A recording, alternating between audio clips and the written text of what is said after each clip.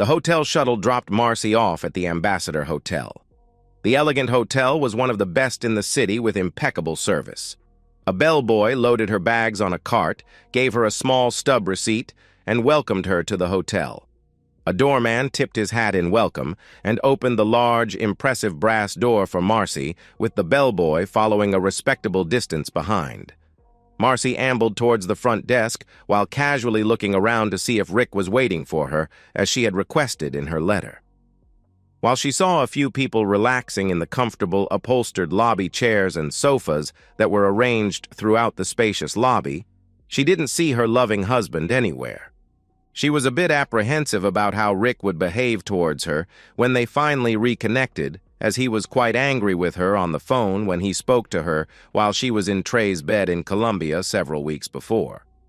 While he might have been initially angry, she had released him from his marital bounds during her 6-week trip and was confident that their neighbor Leslie thoroughly rocked his world during the past month and a half.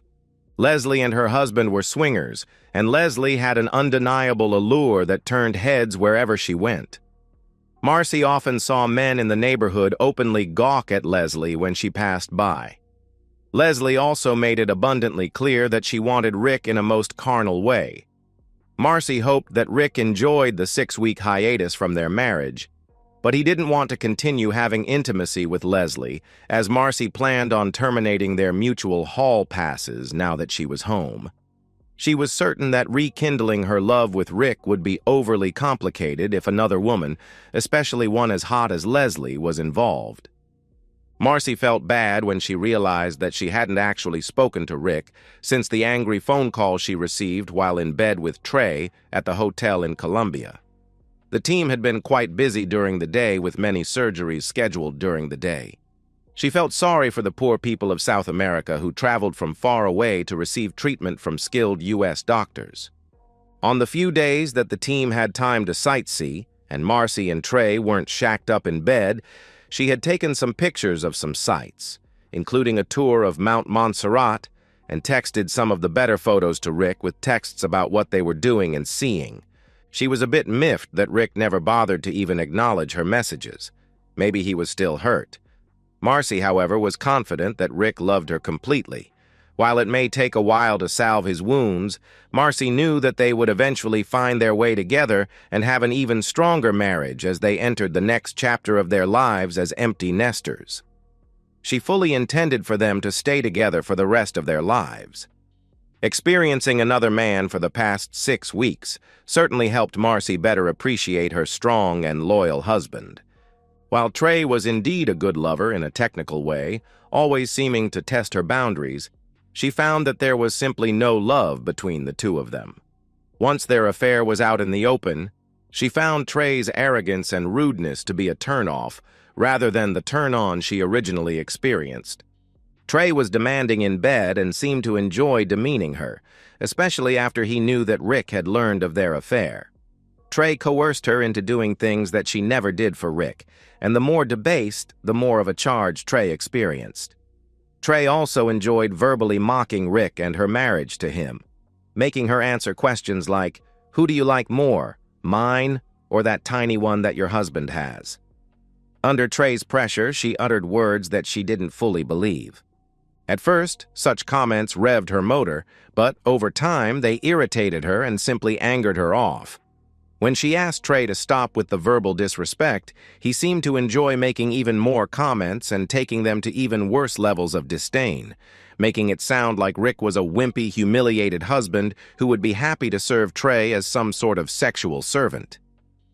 Marcy ceased complaining, hoping that Trey would lessen the verbal crap, but to no avail. By the end of the trip, Marcy felt used, demeaned, and debased.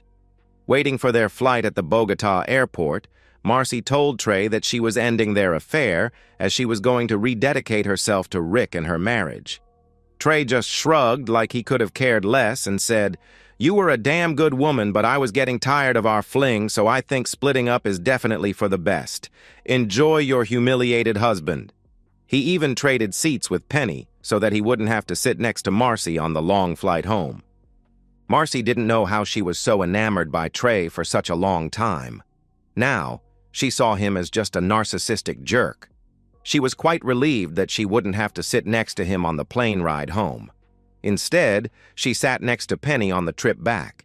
Both of them were exhausted, so they were subdued, talking little during the long flight. Penny confided that Rick had called her room and that he knew she was cheating on her husband Josh with one of the doctors. Fortunately, Rick promised not to tell Josh about Penny's dalliances. Penny knew that Josh wouldn't tolerate cheating. She was glad that she dodged such a close call, and she was actually able to enjoy the rest of her stay and affair in Bogota. While they were waiting for their checked luggage, a young woman walked up to Penny and asked, "Are you Penny Washington?" Penny answered, "Yes," and seemed somewhat confused until the woman handed her a large manila envelope and said, "You have been served. Have a nice day." Marcy looked at the envelope like it was a venomous snake as the young woman took a step back and snapped a picture of her holding the envelope. Penny was devastated and broke down crying. Marcy and other people who were on the trip tried to console her and reassured her with words like, "It will be okay. Maybe you can talk it over with him and get him to forgive you," and the like. All the while, almost everyone knew that Penny's marriage to Josh was toast. Penny eventually calmed down, even though her calls to Josh were being blocked. Not knowing what awaited her at home, Penny gathered her luggage and took an Uber to her parents' home, who lived in the same town as she and Josh. During the wait for the luggage, Marcy found herself glancing around, seeing if any other process server-looking people were in the vicinity, holding large envelopes waiting to ambush her and serve her with her own set of divorce papers. While it took a while to get their luggage, having already gone through customs at the previous airport where they changed planes, no other process servers appeared. Marcy was now confident that Rick had calmed down from his angry phone call and would meet her at the hotel in just a short while. Marcy couldn't wait to rekindle her love and marriage with Rick, the only man she'd ever loved. On her way to the hotel front desk, Marcy mused to herself on rekindling her love with Rick. She found that she missed and loved him now more than ever, and that she appreciated his strengths and shortcomings all the more, especially after spending 6 weeks in Trey's bed. Once she and Rick both got clean STD tests, she longed for the familiarity and comfort of Rick's embrace, hoping he would still welcome her back. The memories of her sordid affair with Dr. Trey made her feel cheap, like a discarded piece of meat, or a washed-up adult star who was forced to perform increasingly disgusting acts in order to survive. Shrugging these negative thoughts out of her mind, she put a smile on her face and looked forward to her reunion with Rick. She had secretly hoped that she'd find Rick in the lobby anxiously awaiting her return, but she hadn't spotted him by the time she reached the front desk. A young Hispanic clerk, dressed in a fine suit with a small gold badge identifying him as Jose Gomez Front Desk, looked up from his computer screen and smiled a dazzling set of perfectly white teeth, saying, "Welcome to the Ambassador Hotel. How may I be of service?" "Hi, I'm checking in. There should be a reservation for Marcy Weston," she said to the nice young man. The clerk smiled and typed on his keyboard. "Let's see. I have your reservation as being for one night, is that correct?" "Yes, just one night. I've got your room on the 10th floor with a cityscape view. It's really quite nice. How many key cards will you be needing?" "Well, I'm pretty sure my husband will be joining me, so you'd better give me 2 cards. "Okay, what credit card would you like to use to cover the room and for any incidentals during your stay?" Marcy reached into her purse and pulled out her Visa card, handing it to the clerk. "Here you go." "Thank you, ma'am. Let me take care of this and we'll get you up to your room. I see that our bellboy Steve already has your luggage and he will be happy to assist you up to your room." "Thank you. I do have a few bags, and my husband isn't here yet to give me a hand, so that would be great." The bellboy stationed a short distance away, waiting with the luggage cart ready to escort her up to her room. Her original plan was for Trey to drop her off, but the hotel shuttle seemed like a much better idea now that she had cut things off with Trey. Also, if Rick had been waiting in the lobby, Having Trey drop her off might really spoil what should have been a nice reunion. The clerk nodded as he inserted Marcy's Visa card into the reader and grabbed a couple of blank key cards to start getting the cards ready. He glanced at his screen and frowned. "I'm sorry, Ms. Weston, but that card has been declined. Do you have a different card that you'd like to use?" A pit formed in Marcy's stomach. She hadn't needed or used her credit cards in Bogota, with the Doctors Without Borders group picking up living expenses and Trey buying anything they needed when they were in town. She only brought 2 credit cards with her on the trip, her Visa and her Discover card. In fact, she left the credit cards and her passport in the room safe at the hotel to prevent them from being stolen. She wondered if someone had been able to steal her credit card number while she was away, something she'd have to talk to Rick about. "Sure. Do you take Discover card?" Marcy asked as she handed the clerk her Discover card and received her Visa card back in return. "Yes, ma'am. Let me run this card through and we'll have you up to your room in no time." By this time, another couple had approached the front desk to check in and were waiting behind Marcy. Once again, the clerk continued the check-in procedure and once again informed Marcy that the Discover card had also been declined. When asked if she had another card she'd like to try, Marcy found that she was somewhat embarrassed as the young couple in line appeared impatient, waiting behind someone who apparently couldn't pay for her room. Marcy replied to the clerk, "Those are the only 2 cards I have with me. I'm returning from being out of the country for 6 weeks, so something must have happened. Let me step out of line and call my husband so that I can figure out what happened." The clerk responded, "Very well. I hope everything works out for you. Please let me know if there is anything I can do to help." At which point, Marcy wandered over to a seating arrangement, and the young couple started their check-in process. The bellboy abandoned the cart with Marcy's luggage and grabbed a different cart to assist the young couple with their bags instead. In short order, Marcy had been dismissed by the hotel staff. Marcy retrieved her cell phone from her purse. She realized that she had turned it off during the flight and, during the commotion regarding Penny at the airport, had forgotten to turn the phone back on.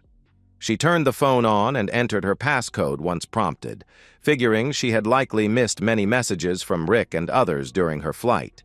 She noticed that the phone had no new messages, so she clicked on the phone app and then pressed the icon next to the picture of Rick on her favorites screen.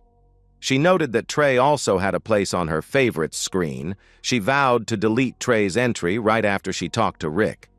Instead of a ringtone, when she put the phone to her ear, Marcy heard an automatic voice message indicating that Rick's phone had been disconnected and was no longer in service. "What the hell?" Marcy thought as she pulled the phone away from her ear and stared at the screen. Just then, a man she had noticed sitting in one of the lobby chairs when she first entered the hotel approached her. "Excuse me, ma'am, but are you Marcy Weston?" Somewhat startled, she looked up at the man dressed in a nice suit with fear in her eyes. "Yes, I'm Marcy. Can I help you?" "No, ma'am, but I have something that your husband Rick wanted you to have," handing Marcy a large manila envelope. As soon as Marcy took the envelope, the man nodded and said, "Have a nice day," as he turned and headed towards the hotel exit. Marcy trembled as she held the envelope, but she somewhat relaxed as she recalled that the man didn't say the dreadful words, "You have been served," nor did he take a picture of her holding the envelope. Perhaps Rick had a fun surprise for her instead. Maybe he wanted to meet with her somewhere else. Suddenly, Marcy optimistically wanted to know the contents of the envelope and quickly walked down to the nearest upholstered chair in the lobby to see what was inside. Opening the envelope with anticipation, Marcy could tell that there was a typed letter in the large envelope along with a smaller, stiffer envelope. Taking a deep breath, she pulled out the letter and started reading. "Marcy, I'm no coward, but as a man, and as your husband, your flagrant disregard for our marriage and the vows we took broke my heart. You apparently justified your actions by concluding that I had a whirlwind affair with Deidre while we were in Iraq serving our country. I did not. I regret to admit that on one occasion, we behaved in a manner that would not pass the spouse test. This happened when we returned to base right after our convoy had been ambushed by insurgents. Deidre and I were lucky to avoid injury or death that day, unlike many of our comrades. Returning to base, we were hyped up on fear and adrenaline, happy to still be alive. After debriefing, I escorted Deidre back to her quarters, and as I was about to leave, she grabbed me in a strong hug, sobbing effusively, the emotions of the day overwhelming her. I consoled her, and she pulled my head down to her, kissing me passionately. Suddenly, we were making out like lust-filled teenagers, knowing full well that our emotions were getting the better of us. I regret that I didn't have more strength to resist her advances. However, we did not have penetrative intimacy. This unfortunate dalliance occurred in the heat of the moment, right after a very traumatic experience, unlike your carefully planned affairs. I want to state for the record that you are the only woman I have had intercourse with since we married over 20 years ago. I'm sure you cannot say the same. In addition to Trey, I know for a fact that you had an affair while I was away on assignment in Korea. Someone informed me that you were meeting a man at the Red Roof Inn across from the hospital. I know that you parked there due to construction, however. You routinely arrived hours before the start of your shift. I looked into your tryst by hiring a private investigator. The private investigator failed to identify your paramour, but you and I both know that you cheated on me. You only know how many other times you broke our vows. For some dumb reason, I decided to give you a pass on the Red Roof affair. I was away and you obviously had needs that you wanted someone else to fill. You were discreet and never flaunted the affair to me or anyone else. I also confirmed that you stopped the Red Roof affair as soon as I returned home, no longer arriving at the parking lot hours before your shift started. From your letter, I understand that you unilaterally changed our relationship so that one spouse can do whatever they like without getting the other spouse's approval or consent beforehand. Wow, what a great concept. I never did hook up with Leslie, as the thought of you somewhat gifting her to me turned my stomach. I did, however, invite her and Vincent over for dinner while you were gone.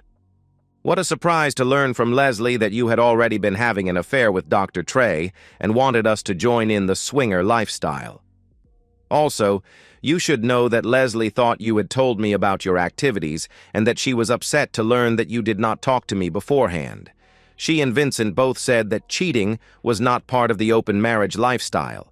Seems that if you want to be a swinger, the first rule is to be completely open and honest with your spouse. Needless to say, Leslie and Vincent are not very happy with you and they don't condone your self-serving behavior. I guess with the new rules, you didn't feel you needed to run these things past me before making your decision. It would have been nice to know that we are a couple of swingers, even though you're the only one currently having intimacy outside of our marriage. Knowing that Colombia is a dangerous place and that the marvelous Dr. Trey was taking such good care of you, I took the liberty of paying off and then canceling all of our joint credit cards. Wouldn't want some jerk taking advantage of you now, would I?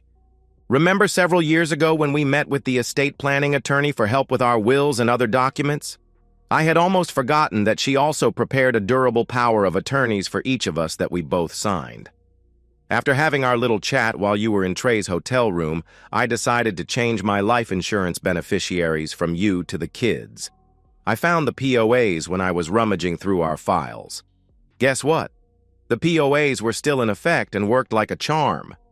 I really like this unilateral decision-making relationship. Thanks. I used the power of attorney that you signed just once, if you don't mind. After using it, I shredded both of the POAs so they can't be used again. You're welcome.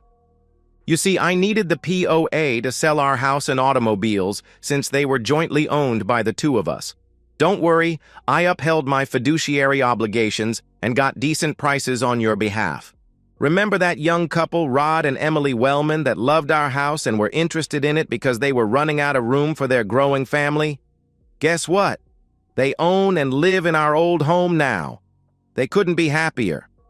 I told them that you were out of the country on an extended assignment, so you couldn't make it to the closing and therefore couldn't express your fond wishes that they enjoy the house as much as we did. Stop by. I'm sure they'd love to thank you. The car sales were even easier. I just went to some used car lots and compared prices. They paid cash and told me that my car would be a quick sale. I was happy for them. I got a new cell phone and a new cell phone plan from a different carrier and canceled my phone from our family plan. I can't recall my new phone number. Maybe I'll send it to you sometime. You'll be happy to know that I decided not to divorce your cheating back. I don't care about divorce as I never plan to get remarried. I did use some of the money from the house car sales to hire a private investigator in Colombia to get some incriminating audio and photos of you and the good doctor. Maybe they should call the program Doctors Without Morals. Speaking of your cheating back, I never knew you were into such depravity. I sure hope you rinsed your mouth with plenty of mouthwash. I didn't think that I should be the only one to know of your shenanigans, so I shared a copy of the private investigator report and the photos with the HR department at your hospital. On Friday, while you and Dr. Trey were in the air flying home, I spoke to a really nice lady, Ms. Washington, who is the HR manager at the hospital. She couldn't believe my story and seemed quite upset. I told her that I planned to sue the hospital for failing to enforce the moralities clause in the employment agreements and thereby ruining my marriage. I told Ms. Washington that I would have a courier deliver her copies of the enclosed photos and the private investigator report bright and early Monday morning. I also told her that I would enclose a short, signed contract in her package whereby I would agree to hold the hospital harmless for your extracurricular activities if they agreed to terminate the employment of you and the good doctor for cause, and further agreed to not provide either of you with good references for future employment elsewhere. She sounded very interested in having the hospital avoid liability as it would hurt their reputation as well as their bank account. I think your first day back on Monday should be really interesting. Just like you didn't tell me that we now have an open relationship before you went off for your 6-week tryst with Doc Smarty Pants, I failed to tell you that I always wanted to roam the open roads of this great country before I get too old to do so. I plan on having an extended driving vacation. It will take at least a year, likely much longer, to see everything on my bucket list. I'm renting a nice RV from a buddy of mine from the service, so don't try to find me from state registrations, as the vehicle isn't even in my name. Speaking of RV life, boy did I have to downsize to make this work. I just kept the bare minimum and packed the RV. I got rid of everything else. I might have called you to see if there was anything you wanted to keep, but I didn't want to disturb you. The one time I called you in Colombia, you two lovebirds seemed quite annoyed at me, so I didn't want to call again and spoil the mood. I sold all of the furniture and my tools, donated some of my clothes and all of your clothes, and had a little bon voyage bonfire to burn any remaining remembrances. These remembrances include our wedding photos, your wedding dress, and photos of the two of us. I did keep the photos of the kids growing up. Who knew burning photos made so much smoke? Ralph from next door came over to make sure everything was okay when he saw the smoke coming from the backyard. I told him I was having a little bonfire, just once if you don't mind. He didn't mind at all. Thankfully, now that we've got an open relationship, I won't have to pass up female companionship while on my travels. Good thing the military taught me to stay in shape. From Leslie's comments, I think I'll still be able to attract the ladies. I told the kids about your affairs and that I was going on an extended vacation. They were sad but understood my position. They asked for updates and photos from my travels, and I told them I'd keep them posted so long as they don't share my new phone number with you. They agreed. Don't worry, though. I told them I'd call you just as frequently and at least as many times as you called me while you were in Colombia with Dr. Trey. Think I forgot to tell them that that number was 0. I'm taking my extended vacation starting the day you get back. Don't worry, I plan on taking my extended solo vacation just once if you don't mind. I'm sure traveling will be expensive, so I pocketed the money from the sales of the house and cars, as well as the money I got after emptying our bank accounts. I left your retirement account in place for you, but cashed out of my retirement account and paid the early withdrawal penalty. This open relationship stuff sure is eye-opening. I'll understand if you get tired of it and want to permanently separate, maybe to marry the good doctor. Trey. You are free to divorce me on grounds of abandonment since I'm sure I'll be gone for at least a year. I won't contest the divorce, nor will I change the grounds to infidelity. I've already got everything I need out of our marriage. 2 wonderful kids, some decent memories, and a pile of cash. Of course, I also have digital copies of the photos taken by the private investigators in Colombia. I've already shared them with our family, friends, and co-workers, so they don't think I ran off for no good reason. I sent a few choice photos to each email in both of our email contact lists, and I let everyone know that I would be on an extended solo vacation traversing the country. I thoughtfully CC'd you on the email, so you can see what I shared the next time you log into your email account. Finally, for some dumb reason, I was feeling a bit generous when I put this letter together and got you a $500 Visa gift card that is also in the smaller envelope. I hope you appreciate the gesture.